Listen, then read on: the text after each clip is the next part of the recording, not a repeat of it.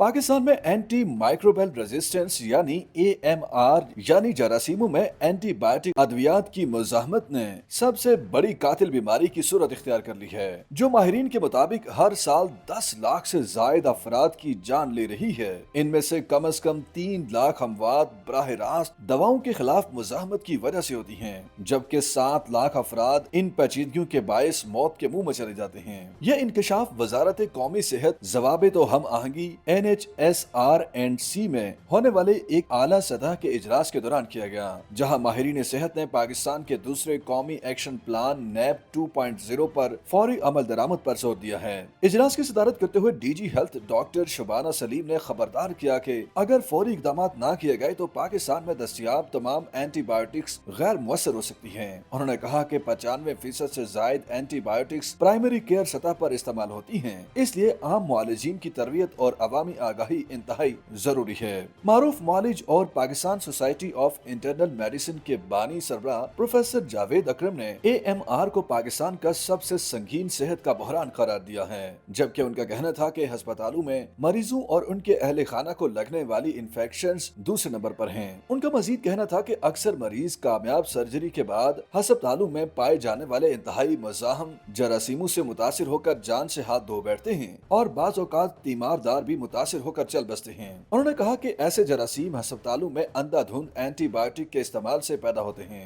और अस्पतालों के गंदे पानी और मक्खियों के जरिए माशरे में मुंतकिल हो जाते हैं। प्रोफेसर जावेद अकरम ने तजवीज दी कि Pakistan institute of medical sciences यानी PIMS को AMR कंट्रोल के लिए मॉडल अस्पताल बनाया जाए। पाकिस्तान इस्लामिक मेडिकल एसोसिएशन के सदर प्रोफेसर आतिफ हफीज और सिंध हेल्थ केयर कमीशन के chief executive officer doctor Ahsan Qavi ने AMR तालीम को मेडिकल के अंडर ग्रेजुएट निसाब में शामिल करने की सिफारिश भी की है। YouTube पर गूगली न्यूज देखने के लिए youtube.com की सर्च बार में गूगली न्यूज TV टाइप करें। गूगली न्यूज के पेज पर सुर्ख रंग के सब्सक्रिप्शन वाले बटन पर क्लिक करना ना भूलिए। YouTube पेज पर अपलोड होने वाली वीडियोस से बाखबर रहने के लिए बेल आइकन पर क्लिक कीजिए। आपको हर नई वीडियो के बारे में नोटिफिकेशन मौसूल हो जाएगा।